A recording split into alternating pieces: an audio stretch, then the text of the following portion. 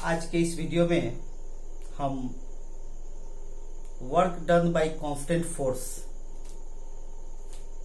नियत बल के द्वारा किए गए कार्य पर कुछ न्यूमेरिकल बताने जा रहे हैं, कुछ बेसिक न्यूमेरिकल, जिसमें पहला न्यूमेरिकल यह है कि a body of mass 2 kg is initially in the state of rest. 2 kilogram की कोई वस्तु विराम की अवस्था में है, रुकी हुई स्थिति में है, जो किसी टेबल पर moves on A table under effect of horizontal force of 7 Newton, जो 7 न्यूटन के हॉरिजॉन्टल फोर्स के इफेक्ट में चलना शुरू करती है। Coefficient of kinetic friction is 0.1, गतिज घर्षण गुणांक 0.1 है। Then calculate work done by applied force in 10 second. दूसरा है work done by force of friction in 10 second and work done by net force. तो सबसे पहले आपको पता है वर्क डन निकालने के लिए हमको क्या करना है, सबसे पहले डिस्प्लेसमेंट निकालना है। क्या करना है, सबसे पहले डिस्प्लेसमेंट निकालना है। कौन कौन फोर्स लग रहा है, 2 फोर्स लग रहा है। एक लग रहा है फोर्स अप्लाइड फोर्स 7 न्यूटन का, और दूसरा फोर्स लग रहा है फोर्स ऑफ फ्रिक्शन। तो हम लोग क्या करेंगे, दोनों फोर्स पहले निकालेंगे। फोर्स ऑफ 7 न्यूटन, ये 7 न्यूटन के फोर्स के कारण कितना एक्सेलरेशन है वह निकालेंगे। फोर्स ऑफ फ्रिक्शन के कारण कितना एक्सेलरेशन है यह निकालेंगे, और तब दोनों के कारण नेट एक्सेलरेशन हम लोग देखेंगे। दोनों फोर्स के कारण नेट एक्सेलरेशन देखेंगे या नेट फोर्स निकालेंगे। ठीक है, तो सबसे पहले हम लोग डिस्टेंस निकालने के लिए क्या करेंगे, सो देखिए।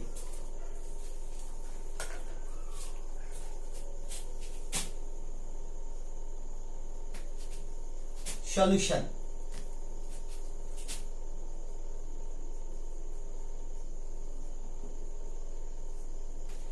ये बॉडी है, ये कोई बॉडी है जिस पर 7 न्यूटन का फोर्स लग रहा है। किसी हॉरिजॉन्टल टेबल पर इस फोर्स के इफेक्ट में हम मूव कर रहा है, और फोर्स ऑफ फ्रिक्शन ये है स्मॉल एफ। तो फोर्स ऑफ फ्रिक्शन क्या होगा, गिवन अप्लाइड फोर्स, लगाया गया बल, लगाया गया बल कितना है, F equal to 7 newton. F equal to 7 newton का फोर्स इस पर लगाया जा रहा है। फोर्स ऑफ फ्रिक्शन कितना लग रहा है वह देख लीजिए। फोर्स ऑफ फ्रिक्शन लग रहा है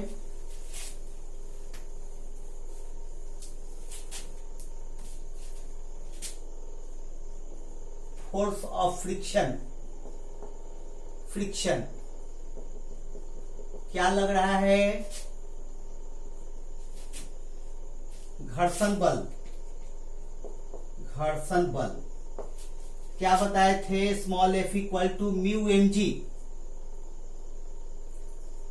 म्यू का वैल्यू है 0.1, एम दिया हुआ है 2, जी का वैल्यू है 9.8। इसको कैलकुलेट कीजिएगा तो यह आएगा, यह कितना आएगा, 1.96 न्यूटन। इसको कैलकुलेट कीजिएगा कितना आएगा, 1.96 न्यूटन। ठीक है, देयरफॉर नेट फोर्स, क्योंकि बॉडी मूव कर रही है नेट फोर्स के कारण ही, therefore net force on the body, अतः वस्तु पर परिणामी बल F नेट बराबर F माइनस स्मॉल f। अब माइनस क्यों? इसलिए कि यहां डायरेक्शन अपोजिट है। F 7 Newton, force of friction पीछे की ओर, लेकिन बॉडी मूव कर रहा है आगे की ओर। इसका मतलब F बड़ा है, स्मॉल f छोटा है, तो कितना बड़ा है? Capital F minus small f। यही नेट फोर्स है। कितना हो गया? 7 माइनस 1.96। ये कितना हो जाएगा? ये हो जाएगा 5.4। कितना होगा? ये होगा 5.04 न्यूटन। अब इस इतने फोर्स के कारण ये बॉडी आगे मूव कर रही है। इस फोर्स के कारण बॉडी आगे मूव कर रही है। Therefore net acceleration, therefore acceleration in the body, अतः वस्तु में त्वरण कितना होगा? F net by small m। F net कितना? 5.04 न्यूटन। m कितना? 2 kg। m कितना? 2 kg। तो कितना हो जाएगा एक्सीलरेशन? ए इक्वल टू कितना होगा?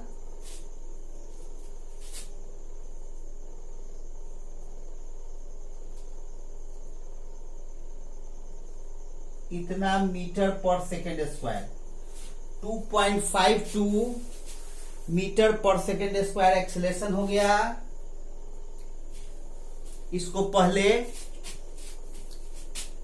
पॉज करके नोट कर लीजिए।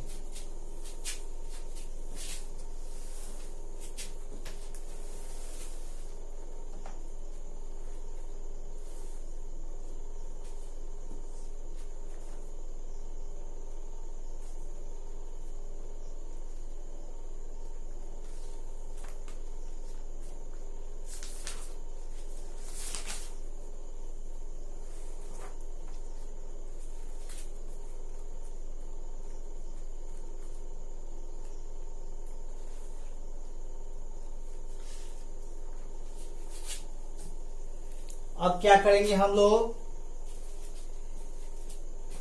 क्या किए सो देखिए। बॉडी पर लग रहा है 7 न्यूटन का हॉरिजॉन्टल फोर्स ऑफ फ्रिक्शन लग रहा है। स्मॉल f का वैल्यू हमने निकाला 1.96 न्यूटन। तो बॉडी पर नेट फोर्स कितना लगा? F minus small f। Minus क्यों? इसलिए कि अपोजिट डायरेक्शन है, इसलिए F माइनस स्मॉल f। और इस नेट फोर्स के कारण कितना एक्सीलरेशन हुआ? 2.52 मीटर पर सेकेंड स्क्वायर। अब हम देखेंगे कि बॉडी कितना डिस्टेंस ट्रेवल कर रहा है 10 सेकेंड में। अब हम लोग क्या करेंगे? बॉडी 10 सेकेंड में कितना डिस्टेंस ट्रेवल कर रहा है वह निकालेंगे। Therefore distance travelled by the body, therefore distance traveled by the body in 10 second. अतः वस्तु के द्वारा 10 सेकेंड में तय की गई दूरी क्या होगा? S equal to ut plus half at square. क्या दिया हुआ था क्वेश्चन में कि body initially in the state of rest. Body क्या है? प्रारंभ में रेस्ट की स्थिति में है, यानी u इक्वल टू 0। बॉडी क्या है? प्रारंभ में रेस्ट की स्थिति में है, यानी कि u इक्वल टू 0। अब क्या करेंगे हम लोग,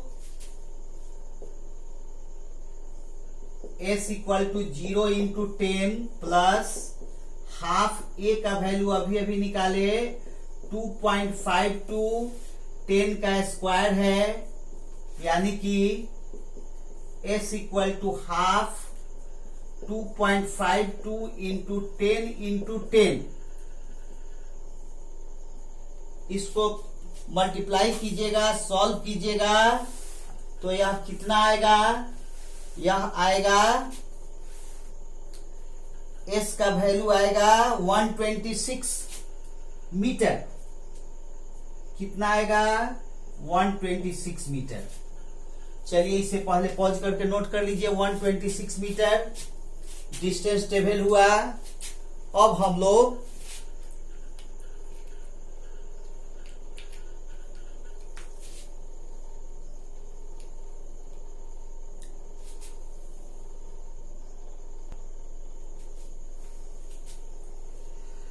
डिस्टेंस निकल गया है 126 मीटर।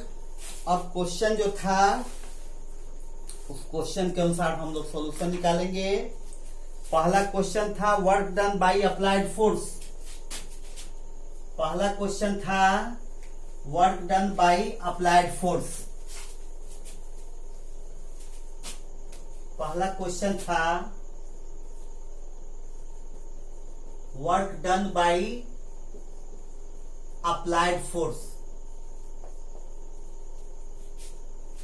लगाए गए बल के द्वारा, लगाए गए बल के द्वारा किया गया कार्य, किया गया कार्य क्या होगा, क्या बताए थे, W equal to F dot S, यानी कि एफ एस कॉस थीटा। अब थीटा कितना है,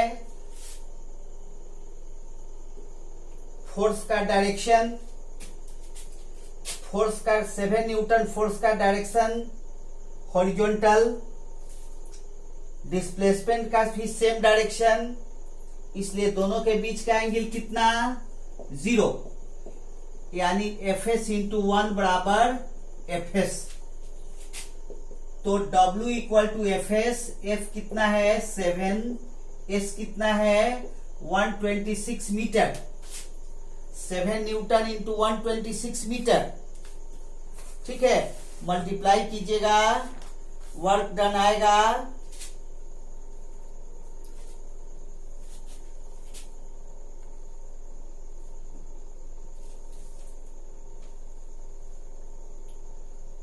वर्क डन आएगा 882 जूल, 882 जूल, ये वर्क डन आएगा। ठीक है, इसके बाद पॉइंट बी, पॉइंट बी है work done by force of friction. Point B में क्या निकालना था, work done by force of friction in 10 second. तो 10 सेकेंड में डिस्प्लेसमेंट निकल गया है, निकालना है work done by force of friction, force of friction, घर्षण बल के द्वारा, घर्षण बल के द्वारा किया गया कार्य, घर्षण बल के द्वारा किया गया कार्य क्या होगा, W equal to F S cos 180। Cos 180 क्यों, क्योंकि डिस्प्लेसमेंट का डायरेक्शन है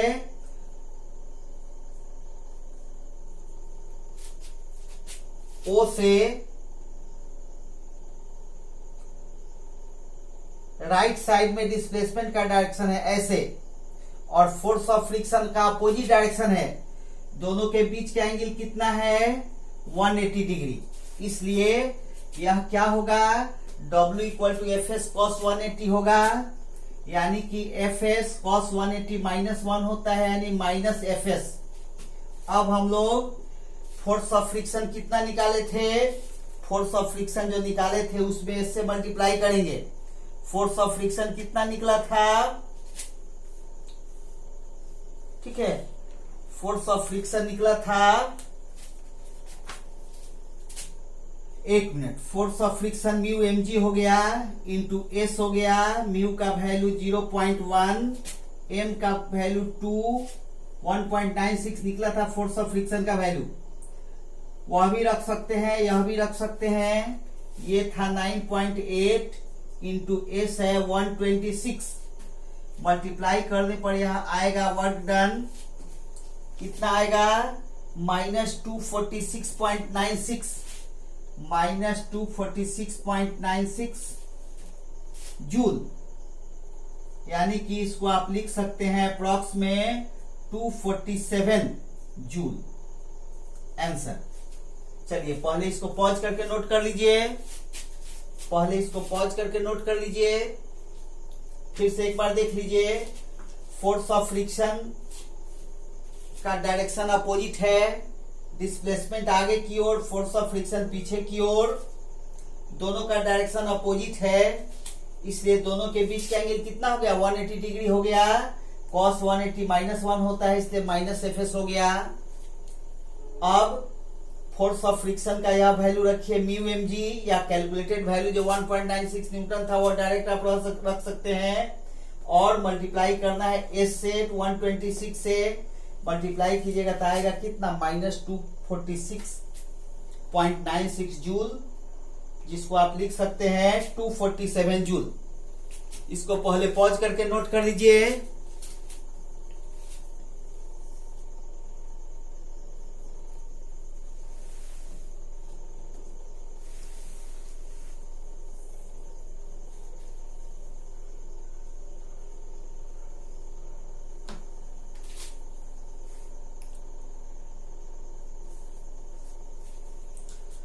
चलिए पॉइंट सी में क्या था, पॉइंट सी में था work done by net force. Point C में क्या था, work done by net force, ठीक है, परिणामी बल के द्वारा किया गया कार्य, परिणामी बल के द्वारा किया गया कार्य। यहां पर क्या होगा, परिणामी बल का डायरेक्शन किधर है, नेट फोर्स का डायरेक्शन किधर है, नेट फोर्स का डायरेक्शन उधर है जिधर डिस्प्लेसमेंट है, इसलिए हम लोग क्या लिखेंगे, F net into S cos 0, cos 0 1 होगा, F net into S cos 0 1। अब एफ नेट कितना था, एफ नेट था 5.04 न्यूटन, एफ नेट क्या था 5.04 न्यूटन था, 5.04 न्यूटन, डिस्प्लेसमेंट कितना था 126 मीटर, ठीक है, मल्टीप्लाई कीजिएगा, यह आएगा 635, मल्टीप्लाई कीजिएगा, यह आएगा 635 जूल आंसर। यही 3 क्वेश्चन था, एक क्वेश्चन में 3 क्वेश्चन है, ठीक है, कॉन्सेप्ट के आधार पर ये क्वेश्चन है। चलिए इसको पॉज करके नोट कर लीजिए, इसके आगे हम नेक्स्ट क्वेश्चन बता रहे हैं।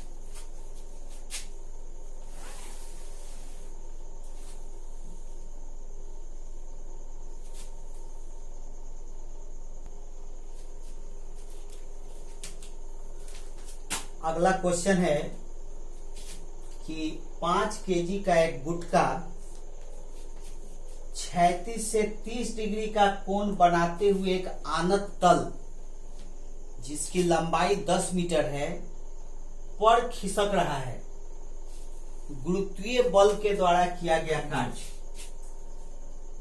ये आनत तल हो गया। आनत तल का मतलब होता है झुका हुआ तल। आनत तल का मतलब क्या होता है, झुका हुआ तल। यहां पर कोई गुटका है जो ऐसे खिसक रहा है, ऐसे ऐसे खिसक रहा है। तो सवाल है कि इस पर कौन सा बल लग रहा है, कौन सा फोर्स इस पर लग रहा है, खुद खिसक रहा है, फ्रिक्शनलेस सरफेस है, खुद खिसक रहा है, तो कौन सा फोर्स लग रहा है? निश्चित रूप से इस पर फोर्स ऑफ ग्रेविटी लग रहा है, लेकिन फोर्स ऑफ ग्रेविटी तो नीचे की ओर लगता है। गुरुत्वाकर्षण बल किधर लगता है? नीचे की ओर लगता है, लेकिन यह गुटका इधर खिसक रहा है, यानी कि इस फोर्स का एक कंपोनेंट इसको नीचे की ओर खिसका रहा है। इस mg का एक कंपोनेंट इसको नीचे की ओर खिसका रहा है, ठीक है। यहां ध्यान दीजिए, mg का दो कंपोनेंट होगा, ये एंगल 30 डिग्री, ये एंगल कितना? 30 डिग्री। कई बार हम बता चुके हैं पहले भी, यहां साइड में देख लीजिए कैसे एंगल 30 डिग्री, ये 30 डिग्री का एंगल कैसे होगा, थोड़ा इसको देखिए साइड में, ऐसे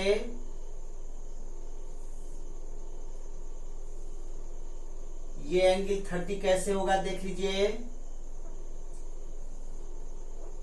ये 90 होना चाहिए, ये 30 है, ये 90 है, तो ये कितना है? 60 है, तो ये कितना होगा? 30 होगा। इसीलिए ये mg का एक कंपोनेंट इधर हो गया, यह क्या होगा? mg cos 30, और दूसरा कंपोनेंट mg sin 30, यानी कि गुटका जो खिसक रहा है नीचे, जो ब्लॉक नीचे की ओर खिसक रहा है, वह किस फोर्स के कारण खिसक रहा है? mg cos 30 के कारण खिसक रहा है, यानी कि फोर्स लग रहा है mg cos 30। फोर्स कितना लग रहा है? mg cos 30। एक minute,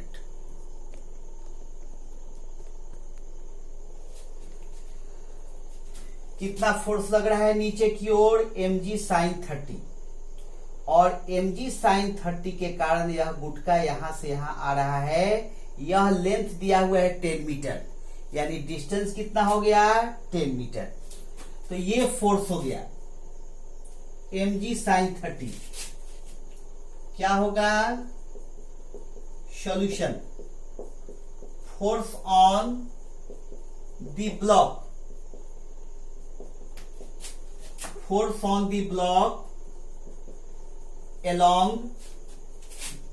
the direction of displacement, the direction of displacement, विस्थापन की दिशा में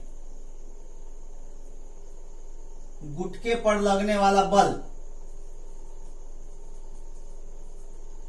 विस्थापन की दिशा में गुटके पर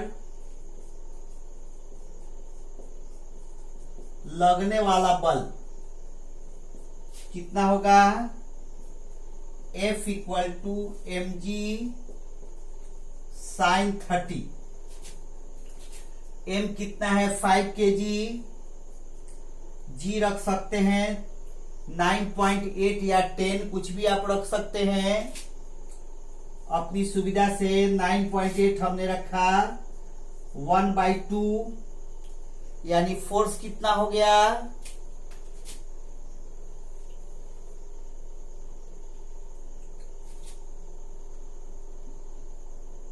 इसको आप कैलकुलेट कर भी सकते हैं, या आगे एक बार फाइनली हम लोग कैलकुलेट कर लेंगे। इसको हम लोग फाइनली एक बार कैलकुलेट कर लेंगे। mg sin 30। अब देखिए, सबसे पहले इसको पॉज करके नोट कर लीजिए, तब हम लोग फिर आगे बढ़ेंगे।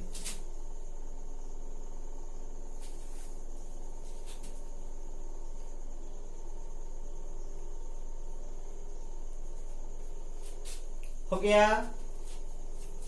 अब देखिए, फोर्स नीचे की ओर लग रहा है mg sin 30, डिस्प्लेसमेंट है 10 मीटर, तो वर्क डन कितना होगा?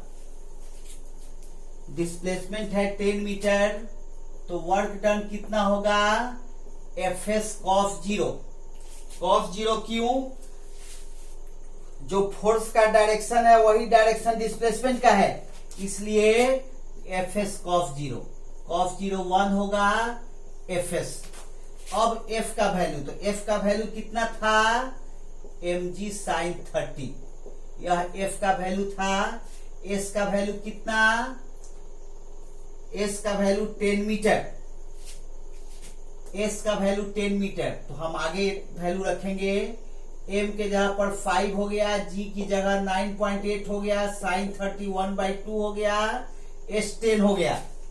अब आप इसको कैलकुलेट करेंगे तो work done on inclined plane in downward direction निकल जाएगा, नीचे की ओर वर्क डन निकल जाएगा। तो देख लीजिए कैसे निकालेंगे, इसको कैलकुलेट कर लीजिए। इसको कैलकुलेट कीजिएगा तो यहां आएगा 245 जूल। यही आंसर हो गया। चलिए इसको पॉज करके पहले नोट कर लीजिए।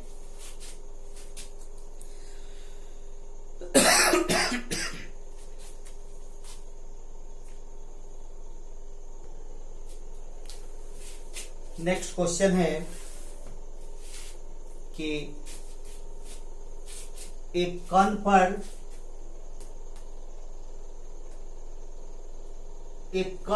5 newton I cap plus 5 newton J cap force लग रहा है, जिसके कारण वह कण बिंदु R1 से R2 तक जाती है। R1 का वैल्यू यह दिया हुआ है, R2 का वैल्यू यह दिया हुआ है।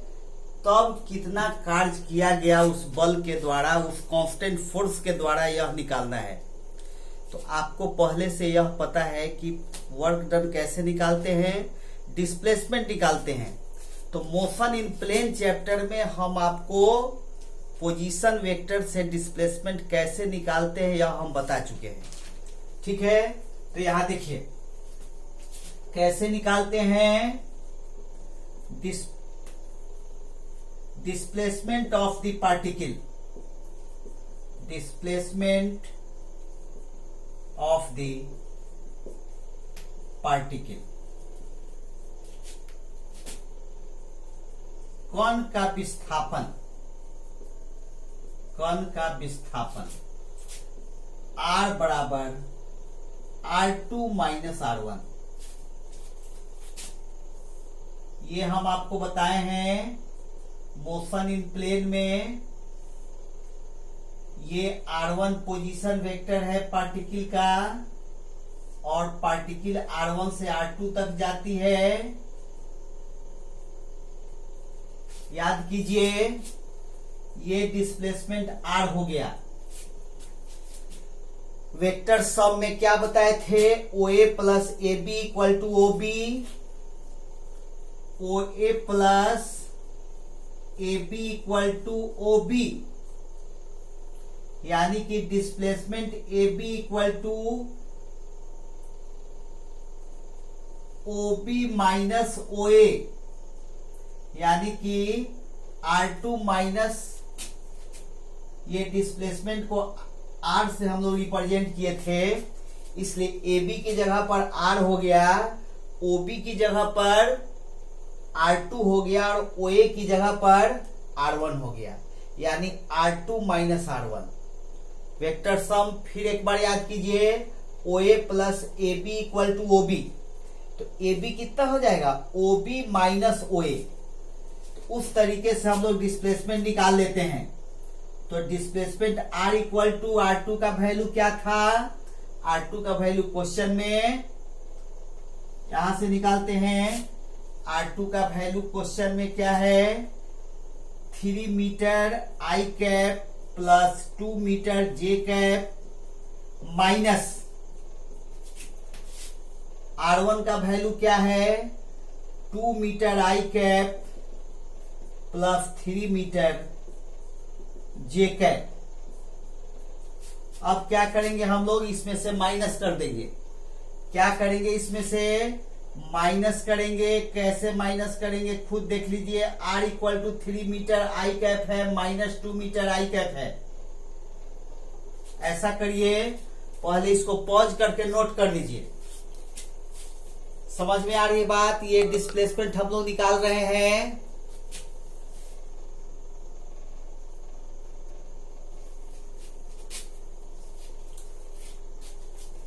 कितना होगा देख लीजिए। 3 metre I cap minus 2 metre J cap I cap. 3 metre I cap minus 2 metre I cap कितना हो जाएगा? ये हो जाएगा 1 metre I cap plus 2 metre J cap minus, यहां माइनस मल्टीप्लाई करेंगे, माइनस 3 मीटर जे कैप, यानी कि माइनस 1 मीटर जे कैप। ये आर हो गया। पॉज करके नोट कर लीजिए।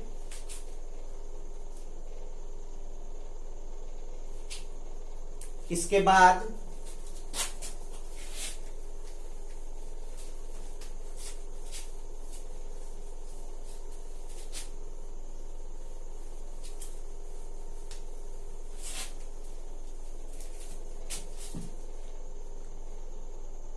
एक मिनट,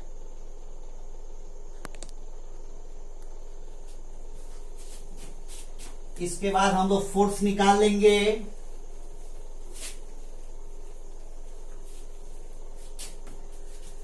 सॉरी, वर्क डन निकाल लेंगे। देयरफॉर वर्क डन कितना हो जाएगा? वर्क डन होगा, किया गया कार्य क्या था? W equal to F dot S.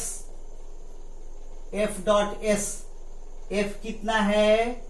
5 newton I cap plus 5 newton J cap, और S कितना है?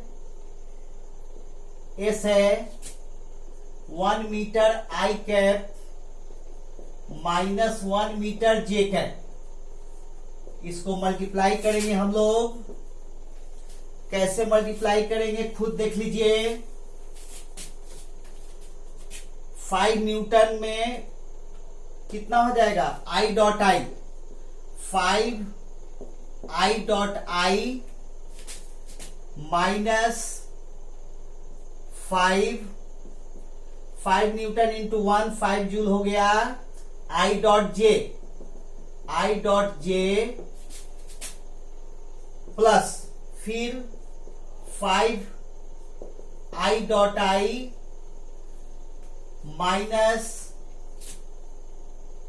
5 J dot I minus 5 J dot